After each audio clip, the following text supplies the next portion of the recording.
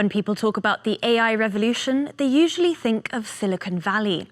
But the story of some of the industry's leaders actually got their start thousands of miles away in Tainan, Taiwan. NVIDIA CEO Jensen Huang and AMD CEO Lisa Su are among the biggest names in AI. Both were born in Taiwan, both went on to lead global semiconductor giants, and perhaps surprisingly, they're related. There's also another connection to our guest today, Jack Hou, president of Universal Cement. Although they work in very different industries, Huang, Su, and Hou all have their roots in Tainan.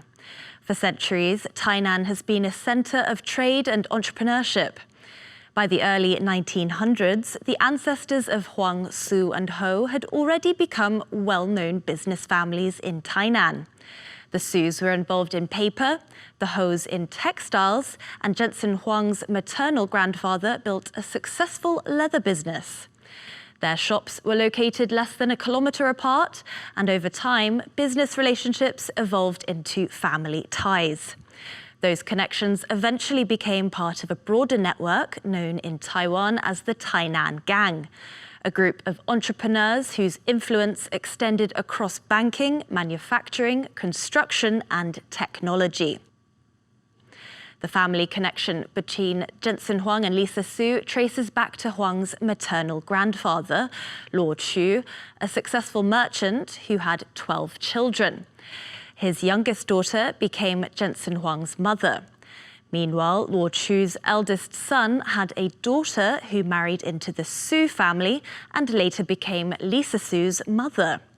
That's why, according to Taiwan's traditional kinship system, Lisa Su would actually call Jensen Huang her uncle, even though he's only 6 years older than she is. And one more branch, Luo Chu's third daughter, Luo Suiliu, was said to be especially close to Jensen Huang's mother. Her youngest daughter married the eldest grandson of the Hou family, pillars of the Tainan Gang. Today, Jensen Huang and Lisa Su have helped put Taiwan at the center of the global AI boom. And while the industries have evolved over time, the entrepreneurial spirit that grew out of Tainan continues to thrive.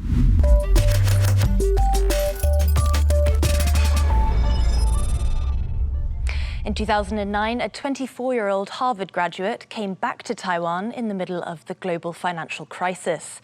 He didn't have his sights on a tech startup or an investment bank, but a 50-year-old cement company. In the decades since, that company has exited China and expanded its businesses into robotics and advanced manufacturing. It's a journey that takes us from one of Taiwan's oldest industries to some of its newest opportunities. I'm Laurel Stewart. This is The Chainmaker. Joining me today is the president of Universal Cement, Jack Hou. Welcome to the show. Hi, it's a pleasure to be here. I'd like to start where it all began. When you graduated from your master's in the US, a lot of your classmates were heading to Wall Street, getting jobs there, but you found yourself back in Taiwan at a cement company. Yeah. What's the story there? Well, at that time, a lot of my classmates actually were having difficulty finding a job because, as you know, it was during the global financial crisis. So back then, the opportunity of coming back to Taiwan and work for Universal Cement actually came up randomly. I wasn't really expecting that. So it was during that time that my family took over the management of Universal Cement. And my parents, well, they asked me, say, hey, it's kind of difficult looking for a job right now. Would you want to come back to Taiwan and help us out for a little bit? And I said, sure. And I've been here ever since. So it was actually quite an unexpected journey. Sounds like actually quite good timing in many ways. Well, good or not, you can actually say that in hindsight. But at that moment, I guess that was just, the option that I felt that I should take upon to help out my family. And how did your education in the US prepare you for that? It actually did not prepare me for manufacturing at all.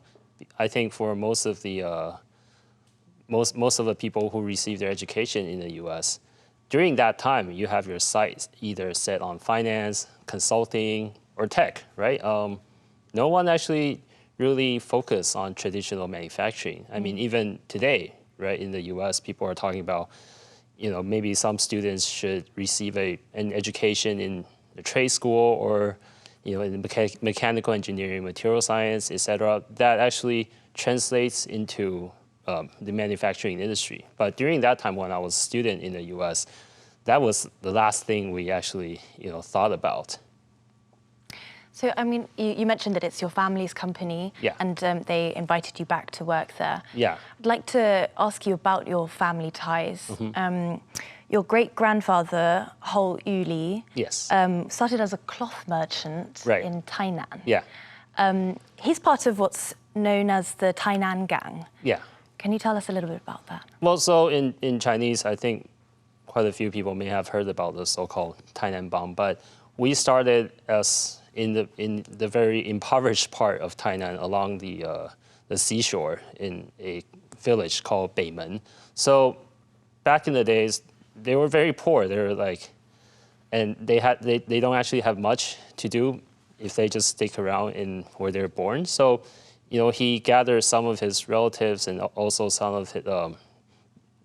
of his friends from the village next door, from the village next to us, and then, they started in textile trading, clothing trading, and then gradually they move up the supply chain into textile manufacturing, and then we branch out to other industries such as cement and also food and beverage. But it was during that time, it was during the transition from the Japanese colonial period to the KMT rule, that coincidentally there were many Japanese-owned companies that retreated back to Japan. And it was during that time the KMT government, they were looking for business groups to take over these factories. And then gradually moving into more of an industry that focused on supplying the basic goods for Taiwan's post-war development. So that was pretty much how the history of the Tainan Gang started. And I'm very glad that we're still moving along quite well at this moment. Yeah. So would you say that the Tainan Gang still exists in some form today? Yeah, of course. I mean, we're still managing Universal Cement, and Tainan Spinning is still going strong. And of course, Uni-President, the 7-Eleven, the Starbucks in Taiwan, many people are very familiar with that. So even though, we have branched out quite a bit, it's quite logical because it's been 60, 70 years now. But, we still maintain a close relationship with one another, either in the form of shareholding and also personal relationship. So I would say we're still doing quite well. On those ties, I know that you're also related by marriage to Jensen Huang and Lisa Su from NVIDIA and AMD. Have those ties helped you in any way in Universal Cement?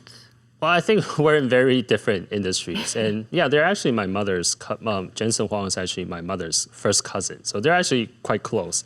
And, I visited them when I was a kid. But today we're very, very different industry, and they're in the US and we're in Taiwan. And I think the business that we're in is completely different. So, I'm very proud that I can call them my relatives, but, we're doing our separate things. But of course, when they're on TV, when they have interviews, I listen to them and try to learn from, their success. Yeah. So it sounds like a lot of these connections are foundational to Taiwan's business community, but also you personally as well. I think networking in business is always very essential, right? And you try to find the ties that would help you in business and in your personal growth. So I think I value these developing of these networks very important to me. Yeah.